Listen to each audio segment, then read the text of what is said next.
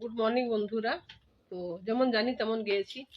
আগে বিয়ের আগে গান গাইতাম মাঝে মধ্যে, তারপরে বিয়ের পরে সব ভুলে গেছি, বাচ্চা টাচ্চা হওয়ার পর সব ভুলে গেছি। তো যেটা বলছিলাম আজকে আমি বলবো, মানে জানোয়ার জন্তু নিয়ে। তো আমার বাড়িতে কিন্তু এত বড় কলোনি থাকতে আমার বাড়িতে বাঁদর কুকুরগুলো আমার ব্যালকনির নিচে দাঁড়িয়ে থাকে। তো আমি জন্তু জানোয়ারকে একটু বেশি ভালোবাসা দিই। আর কিছু মানুষ আছে, তো একটা রুটি বা এক টুকরা বিস্কুট কোনোদিন ফাবড়িয়ে দেয় না। আর যদি কোনো সাধু বলে যায়, তখন সে কি করবে, রুটি নিয়ে গরুর পেছনে গরু খুঁজে বেড়াবে, কালা গায় কাহা হয়। তো এই হচ্ছে এখানে ঝাড়খণ্ডে এটা নিয়ম। কালা গায় কিধার है? আমি যদি জিজ্ঞেস করি क्या हुआ ना, गाय को खोज रहे हैं, একটাও গায় পায় না। তখন সে রুটিটা কুকুরকে দিয়ে যায়। তো দুয়ারে এলে দূর দূর করে তাড়িয়ে দিবে, গরু আসুক, বান্দর আসুক, কুকুর আসুক। বৃষ্টির সময় যদি একটু দুয়ারে এসে গায়ে দাঁড়ায়, ঠ্যাঙ্গা নিয়ে বার করে দেয়, বৃষ্টির মধ্যে ভিজে যায় গাইগুলো। তো এরা এত নির্বোধ এই মানুষগুলো। আমার পাড়ার কিছু মানুষ আছে।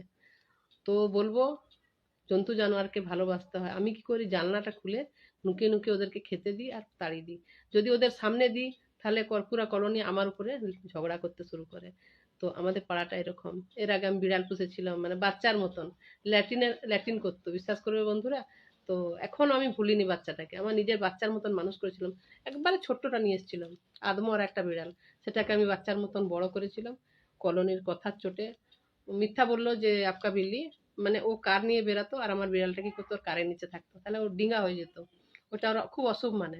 আর আমরা বিড়াল ঘরে রাখতে হয়, বহু শুভ বিড়াল। তো এখানের মানুষ সেটা বুঝে না। এখানের মানুষ বিড়াল কুকুর এরা সব অশুভ এদের কাছে। আর বান্দর, একটা বান্দরের ল্যাজ কেটে দিয়েছিল একজন।